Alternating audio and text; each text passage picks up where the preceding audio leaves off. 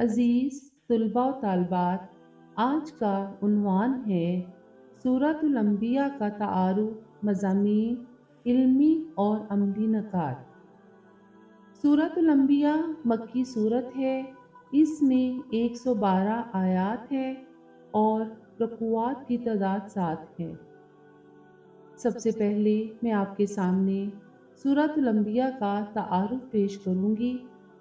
سورۃ الانبیاء میں پچھلے انبیاء کرام علیہ السلام کی نبوت کا حوالہ دے کر حضرت محمد رسول اللہ خاتم النبیین صلی اللہ علیہ وآلہ وسلم کی نبوت کو ثابت فرمایا گیا ہے۔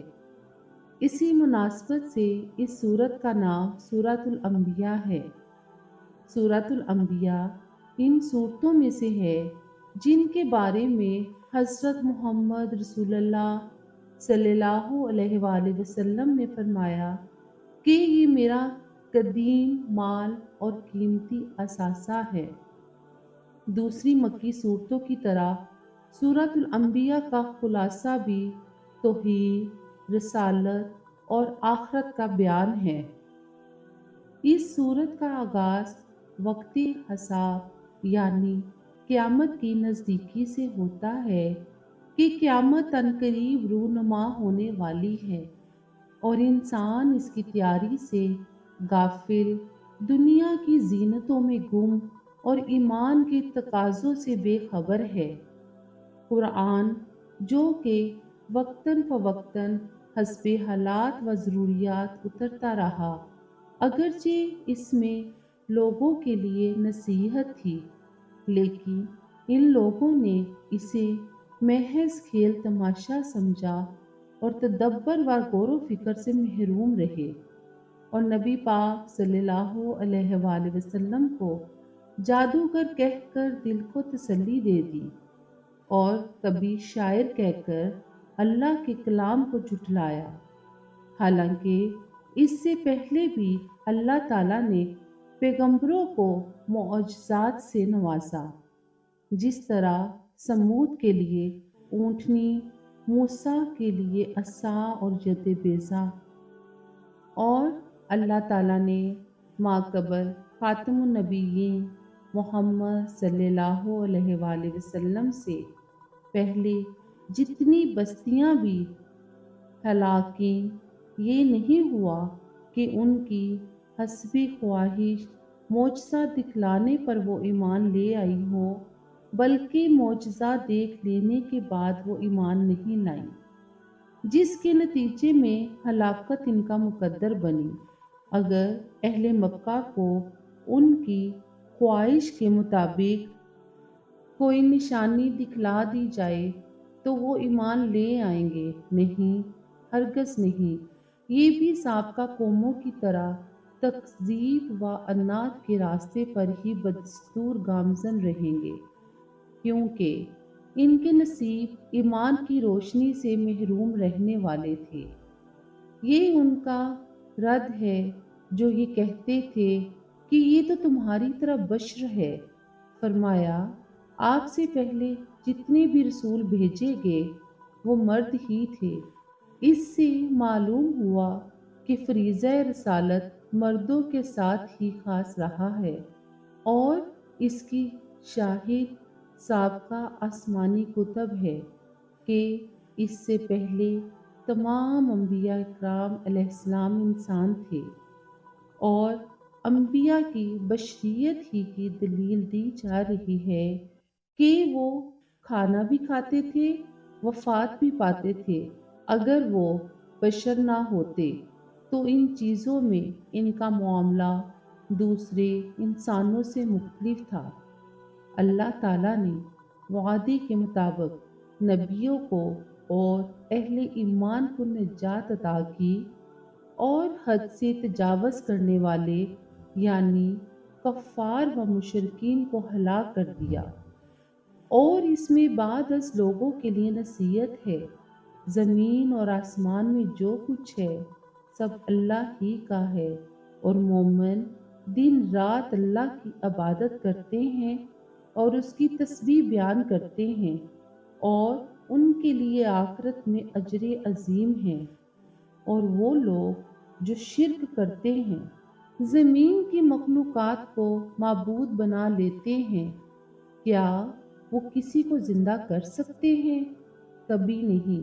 یہ اختیار صرف اور صرف اللہ تعالیٰ کے پاس ہے، اور وہ واحد ہے، یکتا ہے، نہ وہ کسی کا باپ ہے اور نہ کوئی اس کی اولاد ہے، اور جو خدا کی تکذیب کرتے ہیں ان کا ٹھکانہ دوزخ ہے۔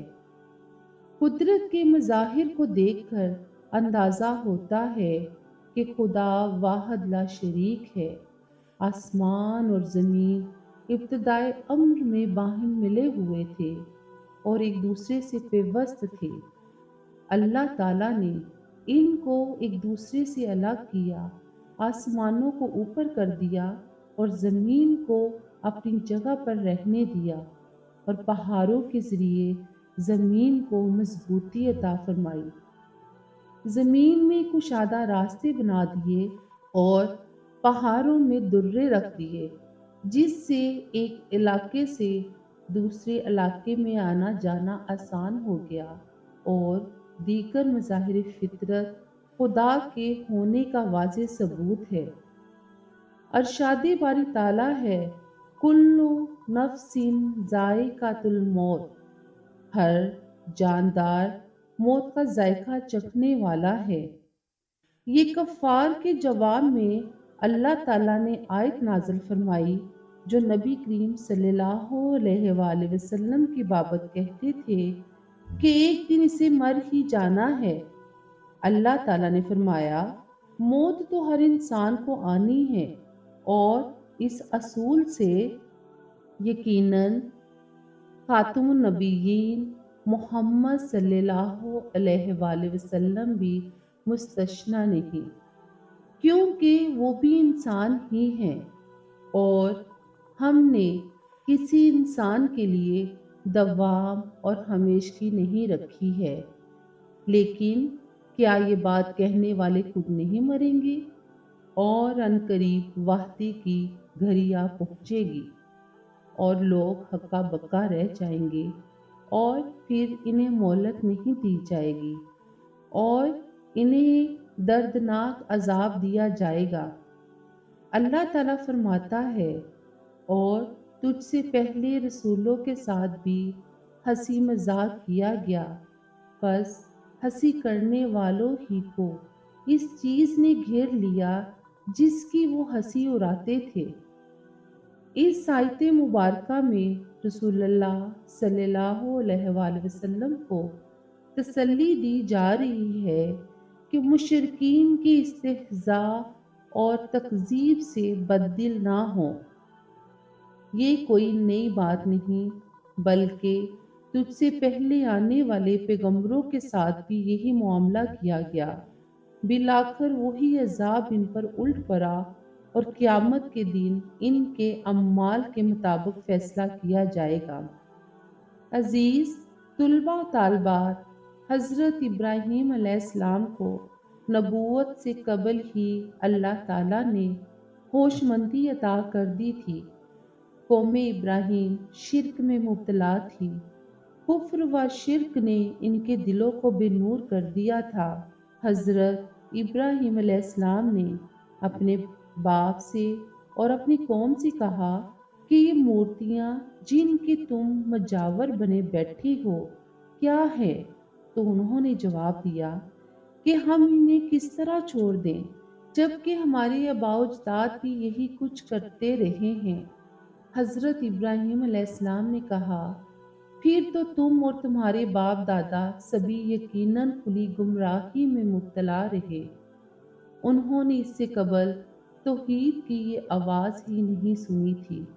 انہوں نے سوچا، پتہ نہیں ابراہیم ہمارے ساتھ مذاق تو نہیں کر رہا۔ حضرت ابراہیم علیہ السلام نے کہا کہ میں مذاق نہیں کر رہا، بلکہ ایک ایسی چیز پیش کر رہا ہوں جس کا علم و یقین مشاہدہ مجھے حاصل ہے، اور وہ یہ ہے، تمہارا معبود یہ مورتیاں نہیں بلکہ وہ رب ہے جو آسمانوں اور زمین کا مالک اور ان کا پیدا کرنے والا ہے۔ چنانچہ وہ جس دن اپنی عید یا کوئی جشن منا رہے تھے، ساری قوم کے جانے کے بعد حضرت ابراہیم علیہ السلام نے موقع غنیمت جان کر انہیں توڑ پھوڑ کر رکھ دیا، صرف ایک بڑا بت چھوڑ دیا اور کلہاڑی اس کے ہاتھ میں پکڑا دی تاکہ وہ اس سے پوچھے۔ یعنی جب وہ جشن سے فارغ ہو کر آئے تو دیکھا کہ معبود تو ٹوٹے ہوئے ہیں۔ کہنے لگے یہ کوئی ظالم شخص ہے جس نے یہ حرکت کی ہے۔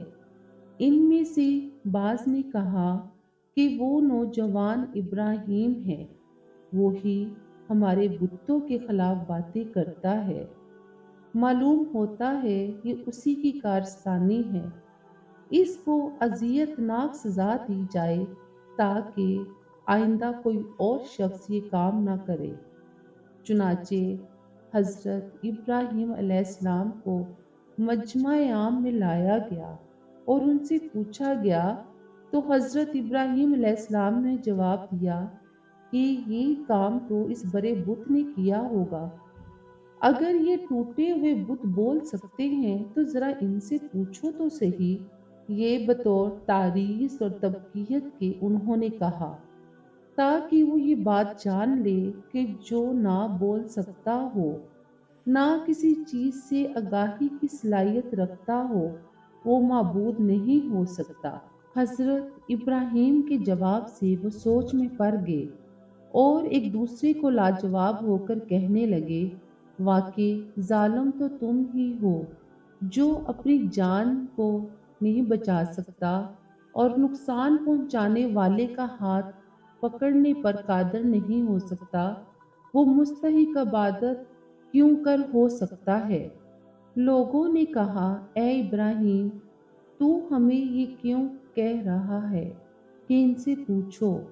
اگر یہ بول سکتے ہیں جبکہ تو اچھی طرح جانتا ہے کہ یہ بولنے کی طاقت سے محروم ہے، یعنی جب وہ خود ان کی بے بسی کے اعتراف پر مجبور ہو گئے تو پھر ان کی بے عقلی پر افسوس کرتے ہوئے کہا کہ اللہ کو چھوڑ کر ایسے بے بسوں کی تم عبادت کرتے ہو، تو وہ لاجواب ہو گئے، چونکہ وہ توفیق کی ہدایت سے محروم تھے اور کفر اور شرک نے ان کے دلوں کو بے نور کر دیا تھا، اس لیے بجائے کہ وہ شرک سے تائب ہوتے، الٹا حضرت ابراہیم علیہ السلام کے خلاف سخت اقدام کرنے پر آمادہ ہو گئے اور اپنے معبودوں کی دہائی دیتے ہوئے انہیں آگ میں جھونک دینے کی تیاری شروع کر دی۔ چنانچہ آگ کی الاؤ میں جب حضرت ابراہیم علیہ السلام کو پھینکا تو اللہ تعالیٰ کے حکم سے آگ گل و گلزار ہوگی۔ یہ ایک بہت بڑا معجزہ ہے جو آسمان سے باتیں کرتی ہوئی دہکتی آگ کے گل و گلزار بن جانے کی صورت میں حضرت ابراہیم علیہ السلام کے لیے اللہ کی مشیت سے ظاہر ہوا، اور اس طرح اللہ نے اپنے بندوں کو دشمنوں کی سازش سے بچا لیا۔ حضرت لوط علیہ السلام حضرت ابراہیم کے بھتیجے اور حضرت ابراہیم پر ایمان لانے والے اور ان کے ساتھ عراق سے ہجرت کر کے شام جانے والوں میں سے تھے۔ اللہ نے ان کو بھی علم و حکمت یعنی نبوت سے نوازا۔ ان کی قوم لواطت جیسے کبھی گناہ میں ملوث ہو گئی، بلاخر حضرت لوط علیہ السلام کو اپنی رحمت میں داخل کر کے قوم کو تباہ و برباد کر دیا۔ حضرت داؤد علیہ السلام کی پرسوز آواز سن کر پرندے بھی اللہ کی تسبیح بیان کرنے لگے، اور لوہے کو اللہ تعالیٰ نے داؤد علیہ السلام کے لیے نرم کر دیا۔ پہاڑ اور پرندے بھی حضرت داؤد علیہ السلام کے لیے مسخر کر دیے، اور ہوا اور جنات کو حضرت سلیمان علیہ السلام کے تابع کر دیا۔ اسی طرح قرآن مجید میں حضرت ایوب علیہ السلام کو صابر کہا گیا، اسماعیل، ادریس اور ذوالکفل کو صابر لوگوں میں شمار کیا گیا، اور مچھلی والے سے مراد حضرت یونس علیہ السلام ہیں، جو اپنی قوم سے ناراض ہو کر اور انہیں عذاب الہی کی دھمکی دے کر اللہ کے حکم کے بغیر ہی وہاں سے چل دیے، جس پر اللہ تعالیٰ نے ان کی گرفت فرمائی اور انہیں مچھلی کا لقمہ بنا دیا۔ اس سے ظاہر ہوتا ہے پیغمبر بھی اللہ کے حکم کے تابع ہوتے ہیں اور وہ اپنی مرضی سے کوئی کام نہیں کر سکتے۔ یہی وجہ تھی کہ جب اللہ تعالیٰ کے حکم کا انتظار کیے بغیر حضرت یونس علیہ السلام اپنی بستی سے ناراض ہو کر نکلے، تو حضرت یونس علیہ السلام کو اللہ تعالیٰ نے متعدد اندھیروں میں مبتلا کر دیا۔ رات کا اندھیرا، سمندر کا اندھیرا اور مچھلی کے پیٹ کا اندھیرا۔ ارشاد باری تعالیٰ ہے، لا الہ الا انت سبحانک انی کنت من الظالمین۔ الہی، تیرے سوا کوئی معبود نہیں، تو پاک ہے، بے شک میں ظالموں میں ہو گیا۔ اور جب حضرت یونس علیہ السلام نے اللہ تعالیٰ سے یہ دعا کی تو اللہ تعالیٰ نے انہیں اندھیروں سے، مچھلی کے پیٹ سے نجات دے دی۔ اور جو بھی مومن ہمیں اس طرح شدائد اور مصیبتوں میں پکارے گا، ہم اسے نجات دیں گے۔ یہ اللہ تعالیٰ کا اپنے مومنین سے وعدہ ہے۔ حدیث مبارکہ میں آتا ہے، نبی کریم صلی اللہ علیہ وآلہ وسلم نے فرمایا ہے، جس مسلمان نے بھی ان الفاظ لا الہ الا انت سبحانک انی کنت من الظالمین کے ساتھ کسی معاملے کے لیے دعا مانگی تو اللہ نے اسے قبول فرمایا ہے۔ حضرت زکریا علیہ السلام کا بڑھاپے میں اولاد کے لیے دعا کرنا اور اللہ تعالیٰ کی طرف سے عطا کرنا قبولیت دعا کا اثر ہے۔ قبولیت دعا کے لیے ضروری ہے کہ ان باتوں کا اہتمام کیا جائے جن کا بطور خاص یہاں ذکر کیا گیا ہے۔ عزیز طلباء طالبات، جب ہم اللہ تعالیٰ سے دعا مانگیں تو اللہ تعالیٰ کے سامنے عجز و انکساری کے ساتھ اللہ تعالیٰ کی بارگاہ میں دعا و مناجات، نیکی کے کاموں میں سبقت لے جانا، خوف و طمع کے ملے جلے جذبات کے ساتھ رب کو پکارنا اور اس کے سامنے عاجزی اور خشوع اور خضوع کا اظہار۔ جو مومن بھی ان خصوصیات کے ساتھ اللہ کے حضور دعا مانگے گا، اللہ تعالیٰ اس کی دعا کو قبول فرمائے گا۔ عزیز طلباء و طالبات، اسی طرح سورۃ الانبیاء میں حضرت عیسیٰ کی پیدائش کا ذکر بھی خدا کا ایک بہت بڑا معجزہ ہے۔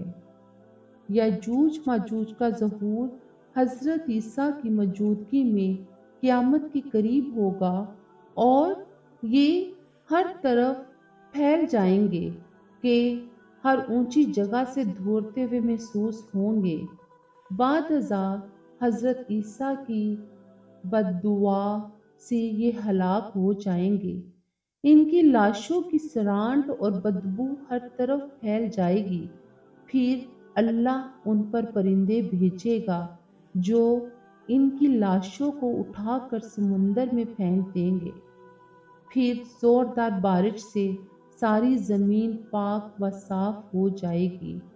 یاجوج ماجوج کے خروج کے بعد قیامت کا وعدہ جو برحق ہے بالکل قریب آ جائے گا، اور جب یہ قیامت برپا ہوگی تو شدت ہولناکی کی وجہ سے کافروں کی آنکھیں پھٹی کی پھٹی رہ جائیں گی، اور وہ تمام لوگ جنہوں نے اللہ کے حکم کی عدولی کی، وہ دوزخ کا ایندھن بنیں گے اور مومن جنت کی ٹھنڈی ہواؤں سے فیض یاب ہوں گے۔ سبحان اللہ۔ عزیز طلباء و طالبات، اب میں آپ کے سامنے المختصر دوسری مکی صورتوں کی طرح سورۃ الانبیاء کا خلاصہ بھی توحید، رسالت اور آخرت کا بیان ہے۔ عزیز طلباء و طالبات، اب میں آپ کے سامنے مضامین سورۃ الانبیاء پیش کروں گی۔ سورۃ الانبیاء اس وقت نازل ہوئی جب مشرکین مکہ مسلمانوں پر طرح طرح کے ظلم ڈھا رہے تھے۔ سورۃ الانبیاء میں توحید باری تعالیٰ کے دلائل دیے گئے ہیں۔ قرآن مجید اور رسالت پر مشرکین کے اعتراضات کا بھرپور جواب دیا گیا ہے، جس کا ذکر میں نے ابھی تھوڑی دیر پہلے کیا ہے۔ سورت کے درمیانی حصہ میں انبیاء کرام علیہ السلام اور حضرت مریم کا تذکرہ فرمایا گیا ہے۔ سورۃ الانبیاء کی آخر میں آخرت پر ایمان لانے کا ذکر ہے، قیامت کے قریب آنے اور دیگر احوال قیامت کا بیان ہے۔ پھر اس حقیقت کا ذکر ہے کہ ثابت قدمی اور اخلاص کے ساتھ نیکی کی راہ پر چلنے والوں کے لیے کامیابی ہے۔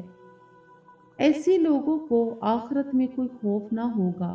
ساتھ ہی یہ بتایا گیا ہے کہ سرور کائنات حضرت محمد رسول اللہ خاتم النبیین صلی اللہ علیہ وآلہ وسلم کو تمام جہانوں کے لیے سراپا رحمت بنا کر بھیجا گیا ہے۔ عزیز طلباء و طالبات، اب میں آپ کے سامنے سورۃ الانبیاء کے علمی اور عملی نکات پیش کروں گی۔ سورۃ الانبیاء کا مطالعہ کرنے سے جو علمی اور عملی نکات معلوم ہوتے ہیں، ان میں سے چند یہ ہیں۔ قیامت کا وقت قریب سے قریب ہوتا جا رہا ہے، اس لیے ہمیں اللہ تعالیٰ سے غافل ہو کر زندگی نہیں گزارنی چاہیے۔ سورۃ الانبیاء آیت نمبر 1۔ جو بات ہم نہیں جانتے وہ ہمیں علم رکھنے والوں سے پوچھ لینی چاہیے۔ سورۃ الانبیاء آیت نمبر 7۔ اللہ تعالیٰ نے یہ دنیا محض کھیل تماشا کے لیے نہیں بنائی، بلکہ بامقصد طور پر پیدا فرمائی ہے۔ سورۃ الانبیاء آیت نمبر 16 اور 17۔ اللہ تعالیٰ ہمیشہ حق و باطل سے ٹکرا کر باطل کا سر کچل دیتا ہے۔ سورۃ الانبیاء آیت نمبر 18۔ اس کائنات میں اگر ایک سے زیادہ خدا ہوتے تو زمین اور آسمان میں فساد برپا ہو جاتا۔ سورۃ الانبیاء آیت نمبر 22۔ ہر شخص اپنے اعمال کا اللہ تعالیٰ کے سامنے جواب دہ ہے۔ سورۃ الانبیاء آیت نمبر 23۔ ہمیں مشکلات میں اللہ تعالیٰ کو پکارنا چاہیے، کیونکہ وہ سب سے بڑھ کر رحم فرمانے والا ہے۔ سورۃ الانبیاء آیت نمبر 83۔ عزیز طلباء و طالبات، آج انبیاء کرام کے حالات کو میں نے تفصیل سے سورۃ الانبیاء میں پیش کیا تاکہ آپ کو بخوبی اندازہ ہو جائے کہ ہمارے پیغمبروں نے کس طرح سے دنیا والوں کا مقابلہ کیا اور اللہ تعالیٰ نے ان کو کن کن معجزات سے نوازا۔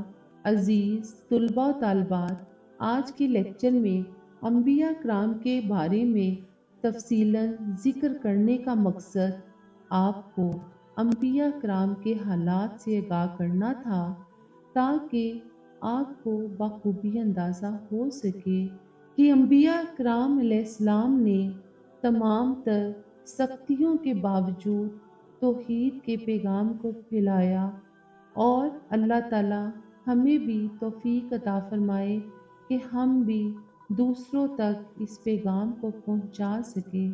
آمین ثم آمین۔